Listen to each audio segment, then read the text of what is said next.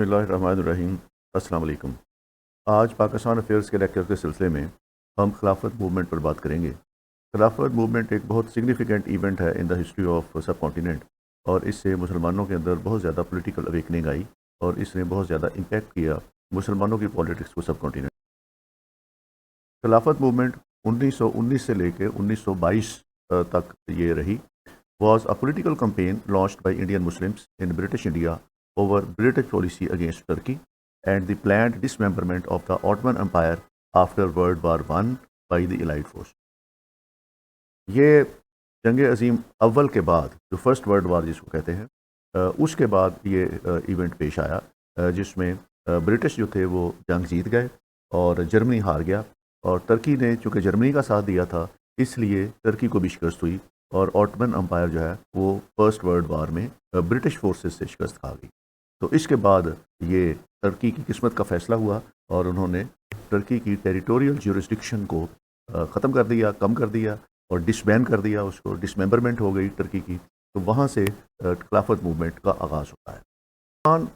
سب continent کے کیونکہ خلافت کے بارے میں بہت ان کے مذہبی رجحانات اور جذبات تھے، اس لیے انہوں نے ترکی کی ڈسممبرمنٹ کو اور آٹمن امپائر کے سلطنت عثمانیہ کے خاتمے کو انہوں نے بہت دکھ ہوا ان کو، اور ان کے اندر بہت جذبات تھے ان کے اس فیصلے کے خلاف، انگریزوں کے اس فیصلے کے خلاف۔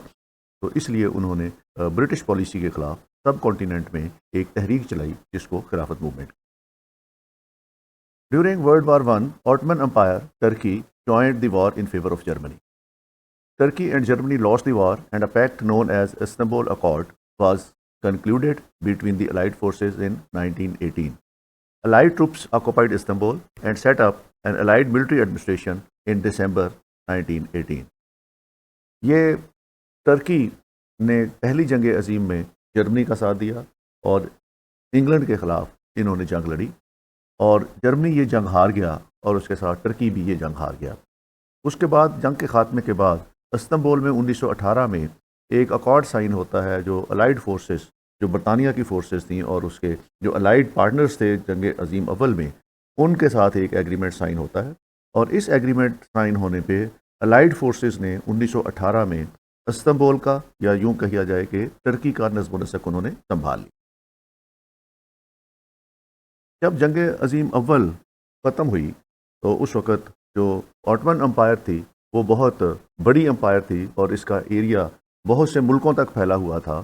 یہ ایریا جو یہاں پہ دکھایا جا رہا ہے یہ وہ ایریا ہے جو آج کل موجودہ ترکی کا ایریا ہے، اور خلافت عثمانیہ یہاں پہ یورپ میں یہ ایتھنز، بیلگراد، بوڈاپسٹ، اور اس ایریا میں یہ سارا ایریا جو تھا یہ سلطنت عثمانیہ کے پاس تھا۔ دوسری طرف اگر آئیں تو یہاں پہ یہ ایریا جتنا بھی ہے یہ باکو کا ایریا، اور اس کے ساتھ یہ ایریا بغداد کا ایریا، یہ عراق کا ایریا ہے، یہ ڈمسکس جو شام کا ایریا ہے، اس کے بعد یروشلم، سارا یروشلم سے نیچے آئیں تو سعودی عرب میں مدینہ، مکہ، اور یہ مقدس مقامات مسلمانوں کے، یہ سارے اس وقت سلطنت عثمانیہ کے پاس تھے۔ اس کے ساتھ اگر نیچے آئیں تو یہاں پہ یمن کا علاقہ، اور اس کے ساتھ یہ جو ہے یہ کائرو جو مصر کا علاقہ، اور مصر کے ساتھ یہ آئیں تو یہ لیبیا کا علاقہ، اس کے ساتھ یہ الجزائر کا علاقہ، تیونس، اور اس طرح یہ پورا ایریا جو تھا یہ ایریا الیگزینڈریا سے ہوتا ہوا یہ ایریا یہاں تک جو تھا یہ سلطنت عثمانیہ کا حصہ بنتا ہے۔ تو اتنی بڑی یہ سلطنت تھی، اور یہ سلطنت جو ہے وہ جنگ عظیم اول میں جرمن کا ساتھ دیا، اور الائیڈ فورسز جو برطانیہ کی تھیں ان سے یہ شکست کھا گئے، اور شکست کھانے کے بعد یہاں آٹمن امپائر کا خاتمہ ہو جاتا ہے۔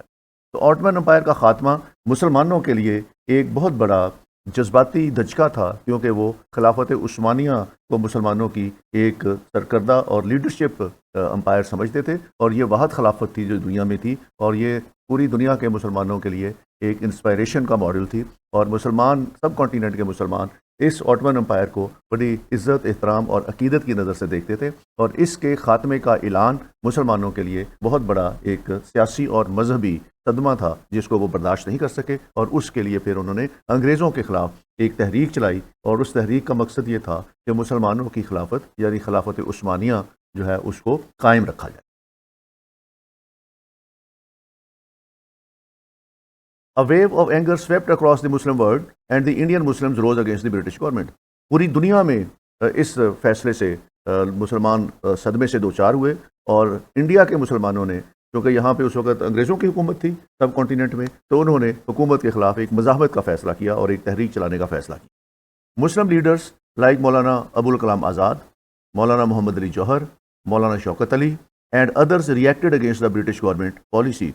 और इसमें जब आगाज़ किया गया इसका खिलाफत मूवमेंट का, तो उसमें जो उलमाए कराम थे हमारे, या जो मजहबी फीलिंग वाले लोग थे, उन्होंने इसका आगाज़ किया। इसमें मौलाना अबुल कलाम आज़ाद, मौलाना मोहम्मद अली जौहर, मौलाना शौकत अली और इस तरह के दूसरे लोग थे जिन्होंने खिलाफत मूवमेंट का आगाज़ किया। Indian Muslims organized a mass movement which came to be known as the Khilafat movement.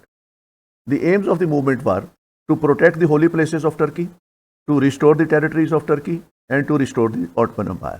जो खिलाफत की तहरीक यहाँ चलाई गई, इस खिलाफत की तहरीक चलाने के 3 मकासद थे। पहला मकसद ये था कि मुसलमानों के जितने भी मकाम थे, मुक़द्दस मकामात थे, जिसमें मदीना था, जिसमें मक्का था, जिसमें इराक़ में जो मुसलमानों की ज़ियारतगाहें थीं और शाम के अंदर मुसलमानों की बहुत ज़ियारतें थीं, ये मुक़द्दस मकामात थे जिनको मुसलमान बहुत ज़्यादा अक़ीदत, एहतराम, इज़्ज़त की नज़र से देखते थे। तो पहला उनका मकसद ये था कि टर्की की किस्मत का जो भी फ़ैसला होना है, उसमें मुसलमानों के मुक़द्दस मकामात की हिफाजत ज़रूरी है और उनको प्रोटेक्ट करना ज़रूरी है।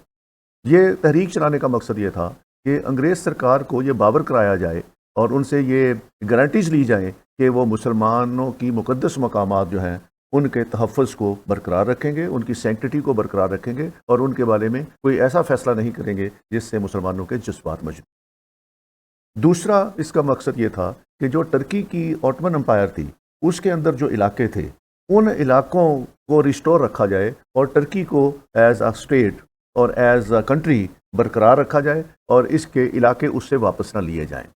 तीसरा मकसद इसका ये था कि मुसलमानों की जो ऑटमन एम्पायर है या मुसलमानों की जो खिलाफत है, जिसको मुसलमान बहुत ताज़ीम देते थे और इज़्ज़त और एहतराम से देखते थे, और वो मुसलमानों के लिए एक होप थी उनकी सर्वाइवल की और उनके कल्चर की और रिलीजन के सर्वाइवल की, और वो इंस्पिरेशन लेते थे उस खिलाफत से, तो उसको रिस्टोर रखा जाए, उसको ख़त्म ना किया जाए। तो ये 3 मकासद थे जिनके लिए मुसलमानों ने सब कॉन्टिनेंट में एक तहरीक का आगाज़ किया और इसको खिलाफत मूवमेंट का नाम। खिलाफत मूवमेंट के सिलसिले में पहले इन्होंने एक खिलाफत कमेटी बनाई और उसके बाद एक खिलाफत कॉन्फ्रेंस बनाई। तो ये 2 इंस्टीट्यूशंस थे, ये इन्होंने सुपरवाइज़ किया उस तमाम प्रोसीडिंग को जो खिलाफत मूवमेंट के सिलसिले में सब कॉन्टिनेंट में चलाई गई। इसमें एन ऑल इंडिया खिलाफत committee was formed in 1919 in Bombay with सेठ जान Mohammad छुटानी as it's president and Maulana Shaukat Ali as secretary. तो एक खिलाफत कमेटी बनाई गई और इस खिलाफत कमेटी के ज़ेर साया फिर एक ऑल इंडिया खिलाफत conference was held in 1919 presided over by मौलवी ए.के. फजलुल हक। तो 1919 में ही एक खिलाफत कॉन्फ्रेंस होती है और जिसको मौलवी ए.के. फजलुल हक जो है वो इसकी सरबराही करते हैं। इस कॉन्फ्रेंस के अंदर 4 रेजोल्यूशंस पास की गई थी जिस पे मुसलमानों ने आगे जाके अमल करना था, और ये चारों रेजोल्यूशंस जो थी तो ये खिलाफत मूवमेंट के बारे में थी और सल्तनत उस्मानिया के बारे में।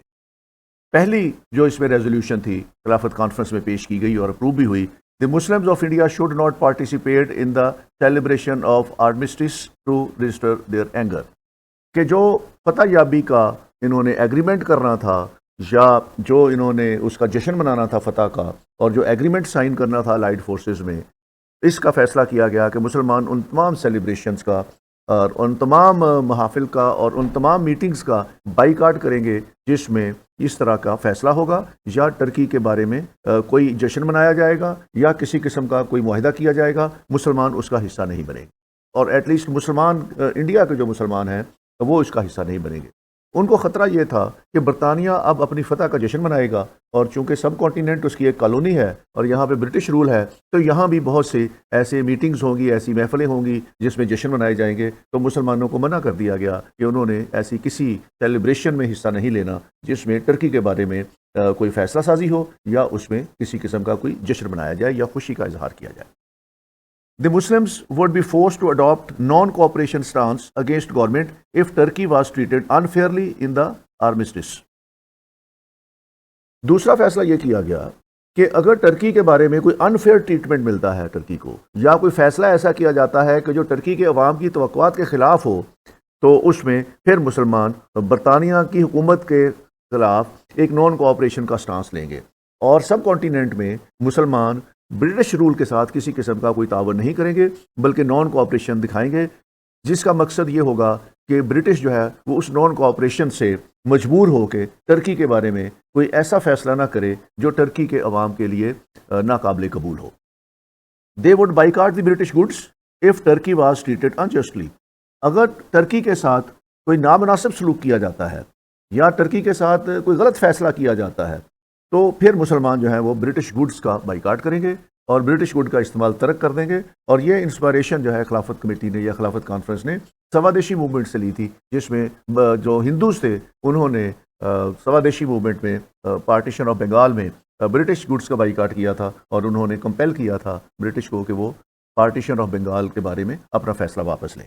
تو مسلمان بھی اسی طرح کا انہوں نے فیصلہ کیا کہ بائیکاٹ کریں گے برٹش گڈز کا، جس سے وہ برٹش گورنمنٹ کو کمپیل کریں گے کہ وہ ٹرکی کے ساتھ کوئی انجسٹ ٹریٹمنٹ نہ کرے۔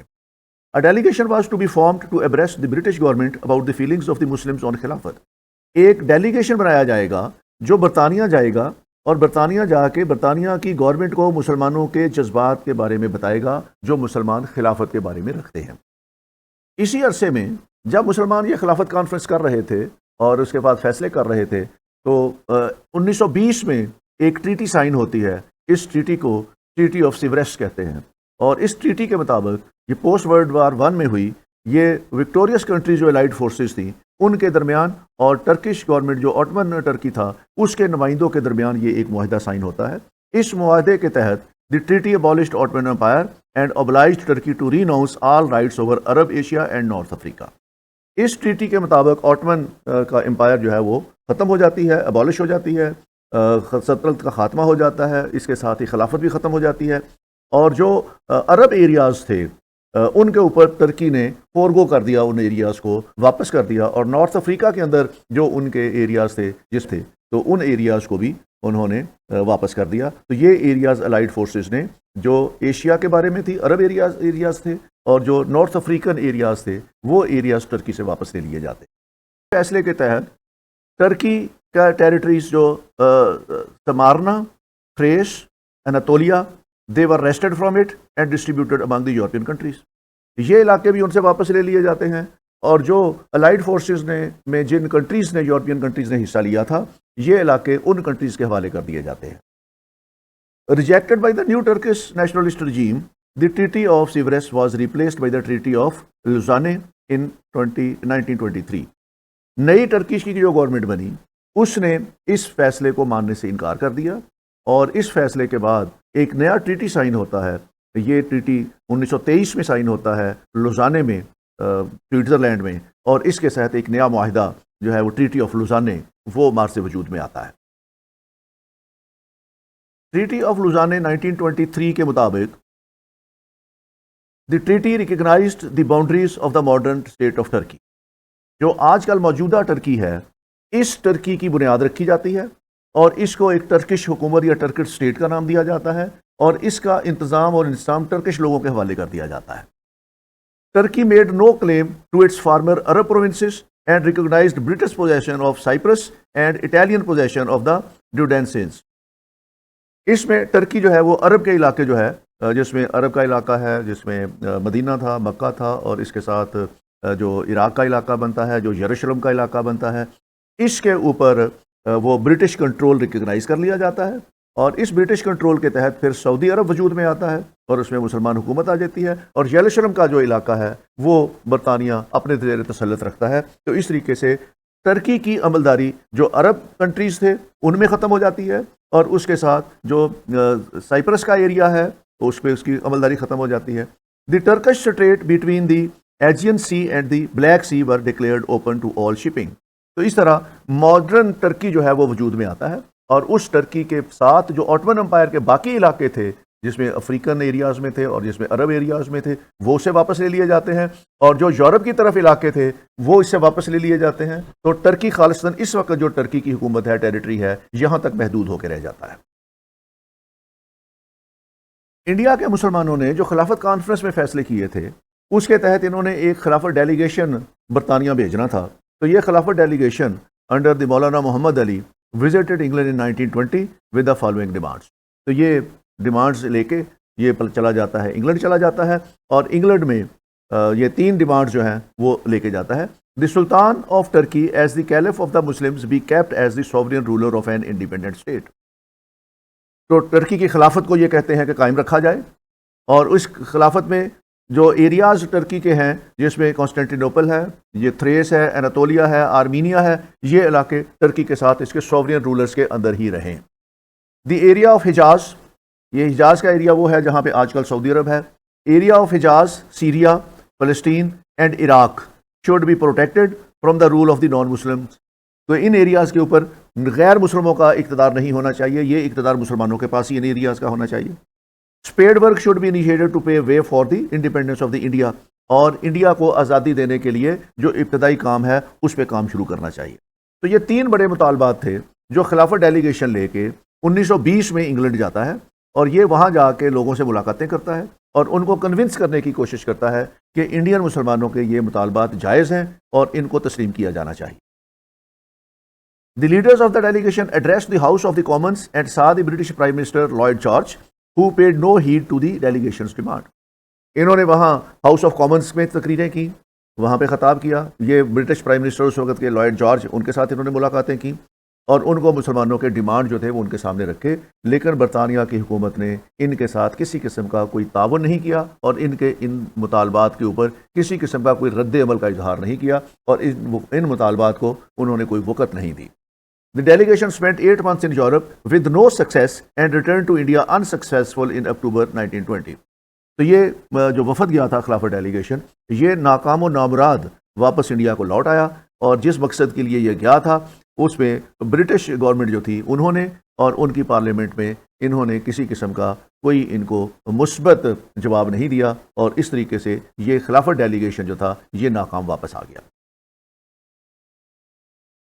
واپس آنے کے بعد انہوں نے پھر نان کوآپریشن موومنٹ شروع کر دی، جیسا کہ انہوں نے خلافت کانفرنس میں فیصلہ کیا تھا کہ اگر مسلمانوں کے مطالبات نہ مانے گئے تو وہ پھر نان کوآپریشن موومنٹ شروع کریں گے. تو جیسے ہی واپس آتے ہیں یہ، تو آنے کے بعد یہ نان کوآپریشن موومنٹ ان کی شروع ہو جاتی ہے. اس نان کوآپریشن موومنٹ میں جمعیت علماء ہند، جو مسلمانوں کی ایک مذہبی جماعت تھی، ایشوڈ اے فتویٰ فار ترک موالات آن سپٹمبر 6, 1920. تو ترک موالات کا انہوں نے ایک فتویٰ جاری کیا، اور اس فتوے کے اندر انہوں نے مسلمانوں کے لیے 6 پوائنٹ جو تھے وہ اناؤنس کیے کہ مسلمان آج کے بعد ان 6 نکات پر عمل کریں گے. اس میں سے پہلی بات یہ تھی disassociation from all executive and legislative councils. آپ کو یاد ہوگا میں نے پچھلے لیکچرز میں بتایا تھا کہ اس وقت انڈیا کے اندر ایگزیکٹوز اور لیجسلیٹو کونسلز تھیں، اور یہ ایگزیکٹوز اور لیجسلیٹو کونسلز 1919 کا جو مونٹیگ چارلز فورڈ ریفارمز تھی اس کے نتیجے میں ایک الیکشن ہوا تھا 1920 میں، اس کے نتیجے میں یہ سامنے آئی تھی. تو انہوں نے کہا کہ مسلمان تمام ایگزیکٹوز اور لیجسلیٹو کونسل سے ڈس ایسوسیٹ ہو جائیں اور وہاں سے اپنے استعفے دے دیں. مسلمانوں کو ان فورمز کے اوپر جانے کی ضرورت اس لیے نہیں ہے کہ انگریز ان کے ساتھ تعاون نہیں کر رہے. بائیکاٹ آف کورٹس، انہوں نے کہا جی عدالتوں کا بائیکاٹ کریں اور مسلمان اپنے مقدمات عدالتوں میں نہ لے کے جائیں، اور جو مقدمات آلریڈی ان کے عدالتوں میں ہیں ان مقدمات کو وڈرا کر کے وہ آلٹرنیٹ ریزولوشن کے طور پر اور پلیٹ فارمز ہیں ان پہ جائیں اور وہاں جا کے اپنے کیسز کے فیصلے کریں. Boycott of schools and colleges which received government grants, جو اسکول اور کالجز ہیں جو گورنمنٹ کے گرانٹ کے اوپر چلتے ہیں یا جس میں گورنمنٹ فائنانس کرتی ہے ان کو چلانے میں، مسلمان اپنے بچوں کو ان اسکولوں سے واپس لے لیں اور ان اسکولوں میں بچوں کو داخل نہ کرائیں.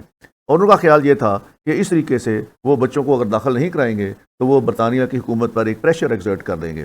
ریلنکویشنگ آل آنریری آفیسز اینڈ میجسٹریسی، جن مسلمانوں کے پاس آنریری عہدے ہیں، آنریری آفس ہیں، یا جن کو آنریری میجسٹریس ملی ہوئی ہے، وہ لوگ اپنی احتجاج کے طور پر یہ عہدے اور یہ آنریبل آفیسز یا آنریری آفیسز جو ہیں یہ برطانوی سرکار کے واپس کر دیں گے. ریناؤنسنگ گورنمنٹ ٹائٹلز، جن لوگوں کو گورنمنٹ نے اچھی کارکردگی کے اوپر ٹائٹل دیے ہوئے ہیں، خطابات دیے ہوئے ہیں، کسی کو نوابی ملی ہوئی ہے، کسی کو سر کا ٹائٹل ملا ہوا ہے، کسی کو اور کوئی ٹائٹل ملا ہوا ہے، تو مسلمان وہ ریناؤنس کر دیں گے، وہ ٹائٹل واپس کر دیں گے. ہمیں انگریزوں کے دیے ہوئے ٹائٹلز کی کوئی ضرورت نہیں ہے. ریزائننگ گورنمنٹ جابس، اور جو مسلمان ہیں گورنمنٹ جاب میں ہیں وہ گورنمنٹ کی جاب سے استعفے دے دیں اور گورنمنٹ کی جاب کرنے کی ضرورت نہیں ہے. تو یہ اس طریقے کی ایک نان کوآپریٹو موومنٹ تھی جو انہوں نے چلانی شروع کی اور اس پہ باقاعدہ انہوں نے عمل کرنا شروع کر دیا۔ اس عمل کے نتیجے میں بہت سے لوگوں نے ایگزیکٹو کونسل اور لیجسلیٹو کونسل سے مستعفی ہو گئے، انہوں نے عدالتوں کا بائیکاٹ کر دیا۔ مسلمان بچے جو تھے وہ انہوں نے گورنمنٹ کے اسکولوں سے اور ایسے اسکولوں سے جہاں پہ جہاں سے گورنمنٹ فنڈز دیتی تھی اسکولوں کو، وہاں سے بچے انہوں نے اٹھا لیے اور لوگوں نے اپنی نوکریاں جو تھیں وہ چھوڑ دی۔ تو اس طریقے سے یہ نان کوآپریشن موومنٹ ان کے ساتھ شروع ہو جاتی۔ آل انڈیا کانگریس آلسو جوائنڈ دی نان کوآپریشن موومنٹ۔ آل انڈیا کانگریس بھی ان کے ساتھ نان کوآپریشن موومنٹ میں شامل ہو گئی۔ Gandhi also associated himself with the non cooperation movement and played an active role in mobilizing Indians in anti state ڈیمانسٹریشنز۔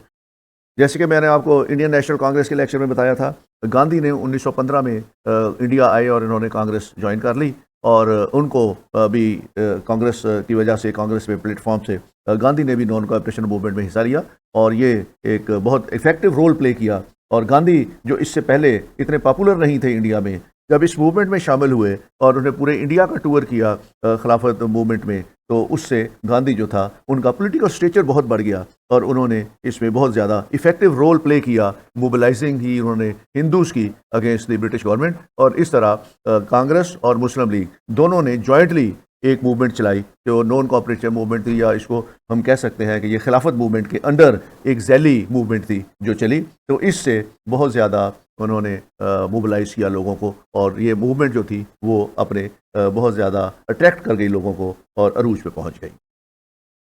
اسی کے دوران جب یہ نان کوآپریشن موومنٹ چل رہی تھی تو Maulana Abul Kalam Azad and Maulana Abdul Bari فرنگ محلی issued a fatwa declaring India as Darul Haram and asking Muslims to migrate to Afghanistan۔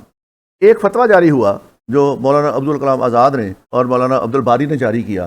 انہوں نے کہا کہ اس وقت انڈیا جو ہے یہ دارالحرب بن چکا ہے، اور مسلمان جو ہیں وہ دارالحرب سے ہجرت کر جائیں دارالامن کی طرف، تو وہ افغانستان کی طرف مسلمانوں کو مائگریٹ کرنے کے لیے انہوں نے ایک ترجیح دی اور ایک ہجرت موومنٹ شروع ہوئی۔ اس ہجرت موومنٹ میں thousands of people sold their properties and headed for Kabul۔ 30,000 people left for Kabul۔ تو 30,000 کے قریب لوگ جو تھے وہ انہوں نے اپنے گھر بیچ دیے، انہوں نے اپنی جائیدادیں بیچ دی، انہوں نے اپنے بزنس جو تھے وہ بند کر دیے، اور اس فتویٰ کے مطابق انہوں نے ہجرت اختیار کر لی اور کابل کی طرف اپنا سفر شروع کر دیا۔ Afghan government closed its borders and did not allow them to enter Afghanistan. Afghanistan کی حکومت نے اپنے بارڈر کلوز کر لیے، اور یہ لوگ جو ہجرت کر کے افغانستان کی طرف جا رہے تھے اس کو انہوں نے افغانستان میں داخل ہونے نہیں دیا۔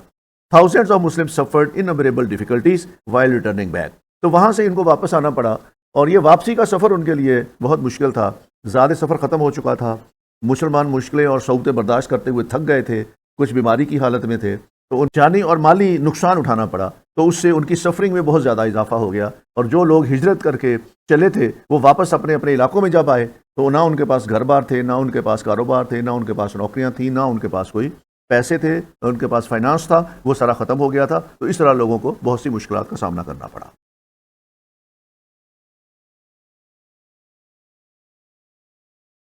جب نان کوآپریشن موومنٹ ابھی جاری تھی تو ایک ریوالٹ ہوتا ہے، اور یہ ریوالٹ موپلا کرتے ہیں۔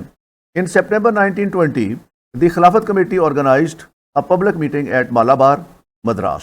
تو مدراس مالابار کے مقام پر خلافت کمیٹی ایک جلسہ منعقد کرتی ہے، ایک پبلک میٹنگ منعقد کرتی ہے۔ Government imposed been on this public meeting. Government نے بین لگا دیا اور لوگوں کو پبلک میٹنگ کرنے سے روک دیا۔ دی لوکل پیپل جو موپلاز تھے ریوالٹڈ اگینسٹ دی گورنمنٹ۔ اس فیصلے کے خلاف جو موپلاز نے جو ریوالٹ کیا وہاں پہ، and government put down the revolt ruthlessly. Government نے ایکسیسو یوز آف فورس کیا، اور اس ریوالٹ کو روکنے کے لیے اور law and order situation under control لانے کے لیے انہوں نے بہت زیادہ سختی کی لوگوں کے اوپر، اور اس کے نتیجے میں 2339 Moplahs were killed, 1652 injured and 5955 were arrested. تو گورنمنٹ نے روتھلیسلی اس ریوالٹ کو جو ہے وہ سبڈیو کیا، اور اس میں بے تحاشا کلنگ ہوئی موپلاز کی، لوگ زخمی ہوئے، لوگ گرفتار ہوئے۔ تو اس طریقے سے موپلا ریوالٹ جو تھا وہ گورنمنٹ نے کنٹرول کر لیا۔ موپلا ریوالٹ سے یہ نان کوآپریشن موومنٹ ہے، یہ بلڈی موومنٹ بن گئی، اور اس میں پھر قتل و غارت گری اور خون خرابہ شروع ہو گیا۔ 1922 میں ایک اور انسیڈنٹ ہوتا ہے جس کو چھورا چھوری انسیڈنٹ کہتے ہیں۔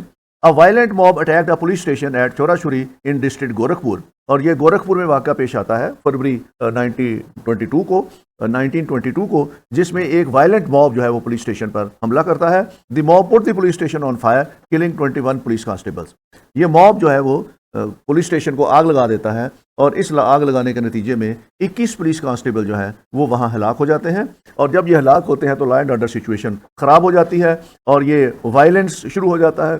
تو گاندھی پھر اپنے آپ کو ڈس ایسوسیٹ کر دیتے ہیں from the non cooperation movement due to this violence. اور گاندھی جو کہتے ہیں کہ ان کی فلسفی تھی نان وائلنس کی، تو وہ کہتے تھے کہ اب وائلنس شروع ہو گیا ہے تو میں اس وائلنس کا حصہ نہیں بن سکتا. تو انہوں نے خلافت موومنٹ سے اور نان کوآپریشن موومنٹ سے اپنے آپ کو ڈس ایسوسیٹ کر لیا اور ان کے ڈس ایسوسیٹ کرنے کے ساتھ ہی انڈین نیشنل کانگریس نے بھی اپنے آپ کو ڈس ایسوسیٹ کر لیا. تو اس طرح یہ چورا چوری انسیڈنٹ اور موپلا ریوالٹ یہ دو انسیڈنٹ ہیں جن سے یہ نان کوآپریشن موومنٹ جو ہے وہ وائلنٹ ہو جاتی ہے اور وائلنٹ ہونے کے ساتھ ہی پھر یہ اپنے اختتام پہ پہنچ جاتی ہے.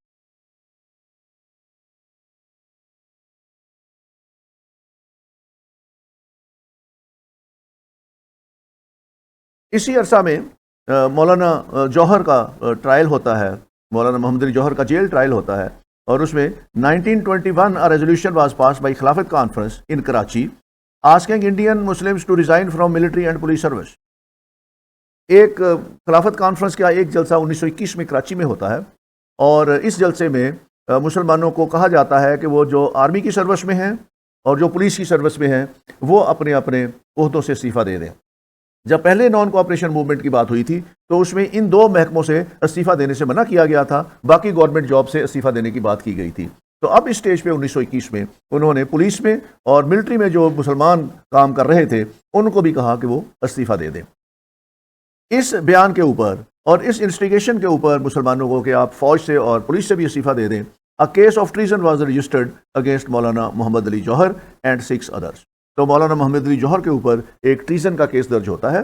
A trial was held in Karachi in 1926 and Maulana Mohammad Ali Jauhar and others were found guilty by the court and were convicted for 2 years rigorous imprisonment. تو اس میں مولانا محمد علی جوہر جو ہے وہ اس کو عدالت ان کو گلٹی قرار دیتی ہے اور ان کو 2 سال کی ریگریس امپریزنمنٹ کا اعلان کرتی ہے. تو اس طرح ان کو 2 سال کی سزا ہو جاتی ہے اور ان کے ساتھ ان کے جو باقی کولیگز تھے اس میں ان کو بھی 2 سال کی سزا ہو جاتی.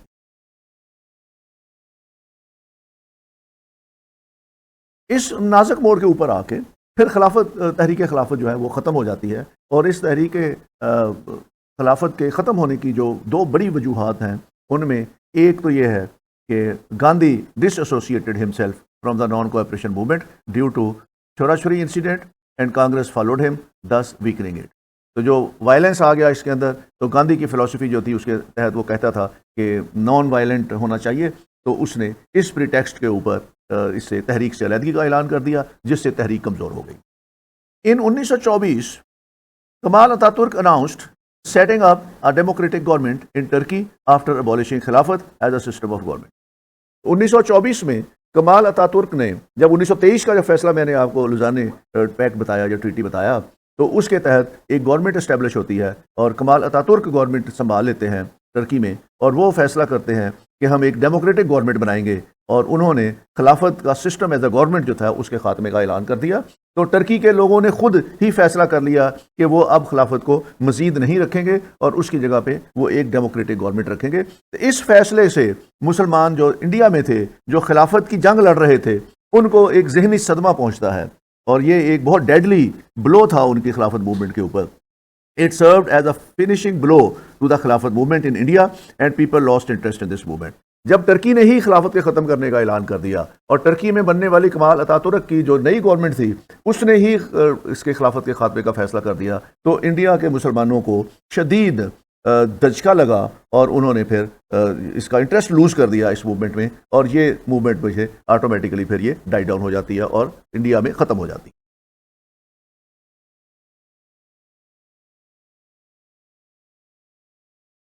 خلافت موومنٹ نے بہت زیادہ امپیکٹ ڈالا سب کانٹیننٹ میں اور اس میں بہت سے سفیئرز ہیں جس کے اندر اس نے امپیکٹ ڈالا. خلافت movement has positive and negative impacts on the life of the Indians. دونوں طریقوں سے انفلوئنس کیا، اس کے مثبت اثرات بھی تھے اور اس کے منفی اثرات بھی تھے. It influence the life of Indians in multiple way. بہت زیادہ انداز میں انہوں نے انڈینس کی لائف کو انفلوئنس کیا. تو اس میں کچھ جو انفلوئنسز ہیں وہ میں آپ کے ساتھ شیئر کرتا ہوں. پہلا، ہندو Muslim unity attend new heights.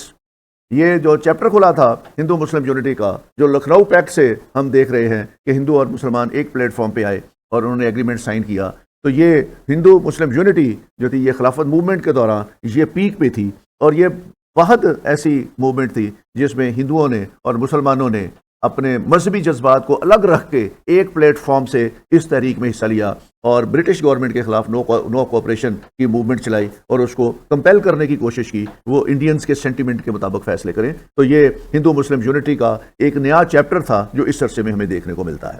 Gandhi emerged as a national leader on the platform of Congress by using Khilafat movement and non cooperation movement. یہاں سے گاندھی صاحب کو ورلڈ وائڈ امپورٹنس ملتی ہے اور وہ ایک انڈین ہیرو بن کے سامنے آتے ہیں، ایک پولیٹیکل لیڈر بن کے سامنے آتے ہیں. اس سے پہلے گاندھی صاحب کا قد کاٹ اتنا بڑا نہیں تھا جتنا خلافت موومنٹ کے دوران انہوں نے سارے انڈیا کا وزٹ کیا، تمام جگہوں پہ گئے اور جا کے انہوں نے گراس روٹ لیول تک اس موومنٹ کے لیے کام کیا. تو اس سے گاندھی ایک لیڈر بن کے ابھرے اور ایک بڑا لیڈر ایمرج ہوا انڈین سوائل کے اوپر. اور وہ نو ڈاؤٹ کہ وہ ترجمانی کرتے تھے انڈین نیشنل کانگریس کی اور ہندوؤں کی، لیکن وہ ایک ورلڈ وائڈ لیڈر بن کے یہاں سے ابھرے. It gave political consciousness to the Muslims and Indians and introduced them with the international politics. اس ایک تحریک سے مسلمانوں میں اور اس سیاسی شعور کی وجہ سے انہوں نے لوکل پالیٹکس سے نکل کے انہوں نے انٹرنیشنل پالیٹکس کو سمجھنا شروع کیا اور اس میں حصہ لینا شروع کیا، اور اس سے ایک ایسوسیشن ان کی ہوتی ہے ٹرکی کے ساتھ اور ایک بردرلی فیلنگ ہوتی ہے مسلم امہ کے لیے. تو یہ ایک اچھا ان کے لیے سٹیپ تھا مسلمانوں کے لیے کہ وہ اپنے آپ کو انٹیگریٹ کر رہے تھے ود دی مسلم امہ elsewhere outside India. تو یہ ایک اچھا ان کے ساتھ پولیٹیکل کانشیسنیس انہیں آیا جس میں اسلامک بھائی چارہ اور انٹرنیشنل مسلم بردرزم یا انٹرنیشنل پین اسلامزم جو ہے وہ اس میں سے جھلکتا نظر آیا.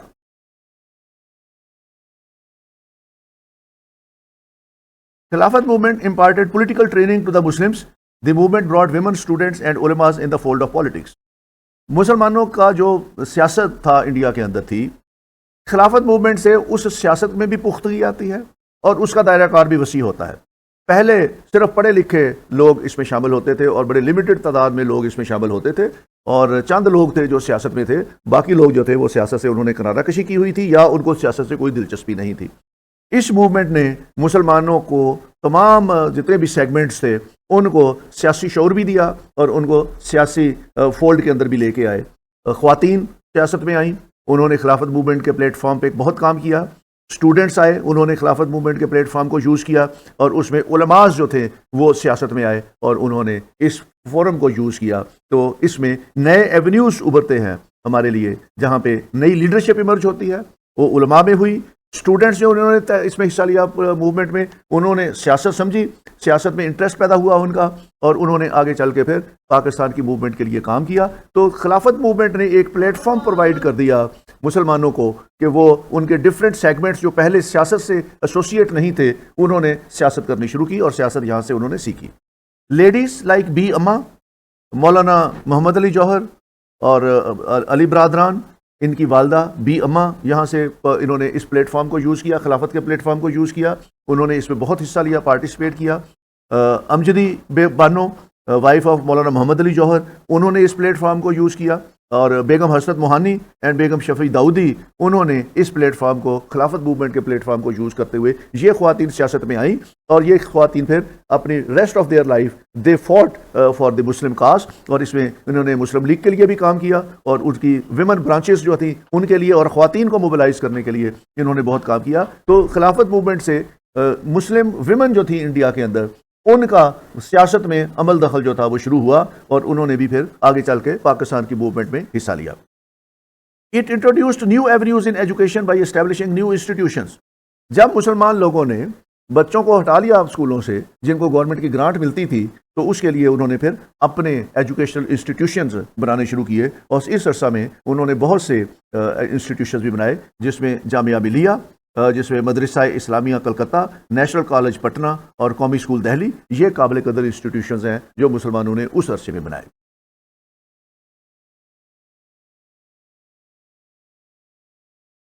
جہاں پہ کچھ پازیٹیو امپیکٹ ہیں وہاں ان کے کچھ نیگیٹو امپیکٹ بھی ہیں، اور نیگیٹو امپیکٹس میں یہ ہے کہ it added to the suffering of the Muslims in many ways. Khilafat movement نے مسلمانوں کی تکلیف میں بہت اضافہ بھی کیا ہے. مسلمانوں کو بہت سی چیزیں سفر کرنی پڑی ہیں اور ان کی سفرنگ بھی بہت زیادہ ہے، لامحدود ہیں. Social, educational, economic isolation of the Muslims due to non cooperation movement. Non cooperation movement کی وجہ سے مسلمانوں کو سوشلی، ایجوکیشنلی اور اکنامکلی بہت آئسولیشن کا سامنا کرنا پڑا. انہوں نے خطابات واپس کر دیے، انہوں نے گورنمنٹ کے ساتھ تمام مراعات واپس کر دی، انہوں نے ایجوکیشن انسٹیٹیوشن سے بچوں کو ہٹا لیا تو بچوں کا ایجوکیشن کا حرج ہوا. پیچھے رہ گئے مسلمان پھر ایجوکیشن میں. اور قائد اعظم اور سر سید احمد خان نے جو کاوشیں کی تھی مسلمانوں کو ایجوکیشن دلوانے کی، اور جو علی گڑھ یونیورسٹی نے ایفرٹس کی تھی، اس کو بڑا سیٹ بیک ہوا، کیونکہ علی گڑھ یونیورسٹی بھی گورنمنٹ سے ڈونیشن لیتی تھی اور چلتی تھی. اور یہ خلافت موومنٹ نے علی گڑھ یونیورسٹی والوں کو کہا کہ آپ گورنمنٹ کے فنڈز واپس کر دیں، جو انہوں نے ریفیوز کر دیا. تو ایک خلافت موومنٹ کا پھر علی گڑھ یونیورسٹی کی انتظامیہ کے ساتھ ایک بہت ٹسل چلتی رہی اور بڑی دیر تک یہ عدم اعتماد ایک دوسرے پہ کرتے رہے. تو اس طرح مسلمانوں کو بہت سفر کرنا پڑا. مسلمانوں کو اکنامیکلی بھی سفر کرنا پڑا کہ گورنمنٹ کے خلاف نو کوآپریشن موومنٹ سے ان کو جو مراعات ملتی تھیں، انہوں نے جو نوکریاں انہوں نے چھوڑی، جو گورنمنٹ کی جابز کو ریزائن کر دیا، تو اس سے مسلمانوں کو اکنامک سیٹ بیک ہوا اور مسلمان دوبارہ آئسولیشن میں چلے گئے. اور برٹش گورنمنٹ کے ساتھ جو ایک کاوش کی تھی انہوں نے کہ حالات ٹھیک کر لیے جائیں اور معاملہ ٹھیک کر لیے جائیں، اس کو پھر ایک سیٹ بیک ہوتا ہے اور وہ دوبارہ سکوئر ون پہ چلے جاتے ہیں. حالات ان کے ساتھ، برٹش گورنمنٹ کے ساتھ مسلمانوں کے اس خلافت موومنٹ کے بعد پھر خراب ہو جاتے ہیں اور اس کا مسلمانوں کو پھر علیحدہ سے سفر کرنا پڑتا ہے اس کے بہاف میں. Crack down on Muslims in the form of arrest, detentions and convictions, suffering of موپلاس.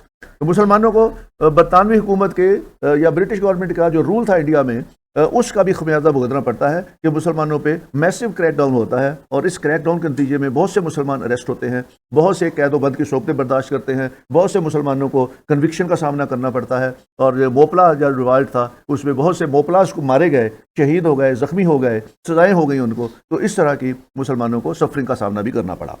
ہجرت movement added miseries to thousands of Muslims. جو ہجرت موومنٹ ہوئی اس میں بھی مسلمانوں کو بڑی سفرنگ کا کرنا پڑا، اور وہ فیملیز جو تھیں اپنا گھر بار بیچ کے، کاروبار ختم کر کے جو ہجرت کے لیے نکلی تھیں، جب وہ واپس آئیں تو نہ ان کے پاس گھر تھا، نہ ان کے پاس بزنس تھا، نہ ان کے پاس فائنانس تھا. تو ان کو بڑی ہارڈ شپس دیکھنے کو ملی. Khilafat proved partition of ways of Hindu Muslim unity. Honeymoon period in the Hindu Muslim unity ended. اس خلافت موومنٹ کے بعد یہ لاسٹ اپرچونٹی تھی ود دی انڈینز کہ وہ ایک متحد پلیٹ فارم کے لیے کوئی اسٹرگل کریں. اس کے بعد پھر ہندو مسلم یونٹی کا جو ہنی مون پیریڈ تھا وہ بھی ختم ہو جاتا ہے، اور اس کے بعد کبھی بھی مسلمان اور ہندو کبھی ایک پلیٹ فارم پہ متفقہ طور پر کسی کاز کے لیے نہیں نکل سکے. تو یہ اس کا نیگیٹو امپیکٹس میں سے تھا.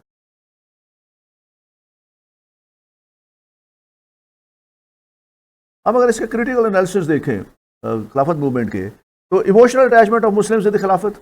Ottoman Empire was last hope of the Indian Muslims after fall of the Mughal dynasty. تو مغل ڈائنیسٹی کے بعد مسلمانوں کی واحد ہوپ جو تھی سروائیول آف دی اسلامزم یا اسلامک لاز، تو وہ اس کے خلافت کے ساتھ ہی، آٹمن خلافت کے ساتھ تھی. اور اس خلافت کے ختم ہونے کے بعد مسلمانوں کی یہ ہوپ بھی ختم ہو گئی. اور مسلمانوں کی اگر کوئی رے آف ہوپ تھا کہ مسلمان جو ہے وہ دنیا میں ایک مقام پا لیں گے یا دنیا کی سیاست میں کوئی رول پلے کر لیں گے، یا ان کے پاس ایک اپنی ایک امپائر ہے یا ایک خلافت ہے جو ان کو آگے لیڈ کرے گی، تو یہ ساری ہوپس انڈین مسلمس کی بھی اور ورلڈ اوور بھی یہ ہوپس ختم ہو جاتی. Muslim lost faith in and fear from British and resorted to educational politics for fulfilment of their demands. مسلمانوں میں شروع میں کوشش کی کہ برطانوی حکومت کے ساتھ بات چیت کر کے مسئلے کا کوئی حل نکالا جائے، لیکن جب ان کی بات چیت کو کسی بھی طریقے سے انہوں نے پذیرائی نہیں دی تو پھر دے ریزورٹڈ ٹو دی ایجوکیشنل پالیٹکس. پہلے بھی ہم دیکھ چکے ہیں پارٹیشن آف بنگال میں یہ ایجوکیشنل پالیٹکس جو ہے وہ کانگریس نے کی تھی. اب خلافت موومنٹ میں دوبارہ ایجوکیشنل پالیٹکس کی طرف آئے تو یہاں سے ایک ٹرینڈ نکلتا ہے کہ برٹش گورنمنٹ کسی بھی طریقے سے ان کے مطالبات نہیں مانے گی، اور اگر انہوں نے اپنے مطالبات منوانے ہیں تو اس کے لیے پھر ایجوکیشنل پالیٹکس کا سہارا لینا پڑے گا، اور بات چیت کے ذریعے یا نیگوشیشن کے ذریعے ان کو ان کے پولیٹیکل رائٹس نہیں ملیں گے. The era of Hindu Muslim unity ended and politics of separatism emerged. تو یہاں پہ یہ پارٹننگ آف دی وے تھا جس میں ان کا ہندو مسلم یونٹی ختم ہو جاتی ہے، اور اس کے بعد پھر یہ دو قومی نظریے کے اوپر بات چیت شروع ہو جاتی ہے، اور دو قومی نظریہ اور سیپریٹ الیکٹریٹ اور اس طرح کے ایشوز جو ہیں وہ کمیونل پرابلمز جو ہیں وہ سر اٹھا لیتے ہیں. Political consciousness got by Muslims in Khilafat movement led to the struggle for separate homeland. لیکن اس کا ایک جو بڑا پہلو نکلتا ہے خلافت موومنٹ کا وہ یہ تھا کہ جو سیاسی شعور مسلمانوں نے حاصل کیا خلافت موومنٹ میں، اور جو جس میں خواتین آگے آئیں، جس میں طالب علم آگے آئے، اور جس کے اندر علماء آگے آئے، یہ شعور آگے جا کے انہوں نے استعمال کیا اور پاکستان کی تحریک میں حصہ لیا. اور 1940 میں ریزولوشن پاکستان کی پاس ہوئی، تو یہ اس کی فاؤنڈیشن جو ہے یہ خلافت موومنٹ نے پیش کی. تو یہ خلافت موومنٹ پیش خیمہ ثابت ہوتی ہے مسلمانوں کے لیے ایک سیپریٹ ہوم لینڈ کا، اور اس کے نتیجے میں پھر پاکستان وجود میں آتا ہے. اس پہ مزید اگر آپ نے اسٹڈیز کرنی ہو تو کچھ بکس ہیں. سید سلیمان ندوی کی خلافت اور ہندوستان، امین زبیر کی سیاست ملیہ، اور لال بہا کی Hijrat movement and the NWFP، IH Qureshi کی the Muslim community of the Indo Pakistan subcontinent, Naeem Qureshi کی سم ریفلیکشنز آن موبلا ریبیلین، گیل منالٹ کی دی خلافت موومنٹ، کے عزیز کی دی میکنگ آف پاکستان، اور کے عزیز کی ہی ہے دی انڈین خلافت موومنٹ. تو یہ تھا آج کا لیکچر. نیکسٹ لیکچر میں ہم انشاءاللہ دہلی مسلم پرپوزلز کے اوپر بات کریں گے. Thank you very much. Take care. خدا حافظ.